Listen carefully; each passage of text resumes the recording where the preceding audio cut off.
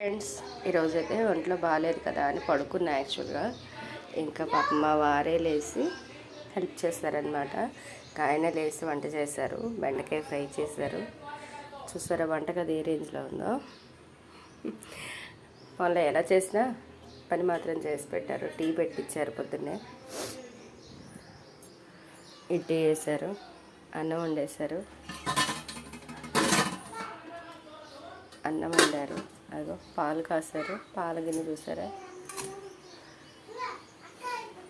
ఇడ్లీ అయితే వేసారు, ఇంకా బెండకాయ ఫ్రై చేశారు.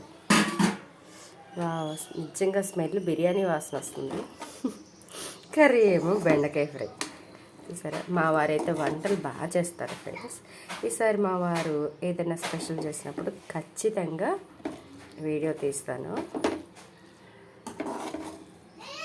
చూసారా, బెండకాయ ఫ్రై చేశారు, బాగా చేశారు కదా, చాలా బాగుంటుంది టేస్ట్ అయితే. సో ముందైతే క్యారేజ్ కట్టేస్తాను. ఓకేనా, నా వీడియోస్ కనుక మీకు నచ్చినట్లయితే లైక్ చేయండి, షేర్ చేయండి, సబ్స్క్రైబ్ చేసుకోండి. మీ ఇంట్లో కూడా మీకు ఎప్పుడైనా హెల్త్ బాగోకపోతే మీ వారు ఇలాగే హెల్ప్ చేస్తారా? చేస్తే కామెంట్ చేయండి. ఓకేనా ఫ్రెండ్స్, ఇక జెంట్స్ వంటగదిలో ఉన్నారు అంటే ఇవన్నీ సహజమే. మనమంటే చేసుకుంటూ కూడా సర్దేసుకుంటాం, కానీ జెంట్స్ అలా కాదు కదా. కానీ మన బాధను గుర్తించి మనకి హెల్ప్ చేశారంటే అది గ్రేట్. నేనైతే అలానే ఫీల్ అవుతాను. సో పాడు చేయడం సహజం, మనమైనా చేస్తుంటే ఒకసారి మాడదా ఏంటి. సో అవన్నీ కడిగేసుకుంటాం కదా ఎలాగో. ఓకేనా, నా వీడియోస్ కనుక మీకు నచ్చితే ప్లీజ్ లైక్ చేయండి, షేర్ చేయండి, సబ్స్క్రైబ్ చేసుకోండి.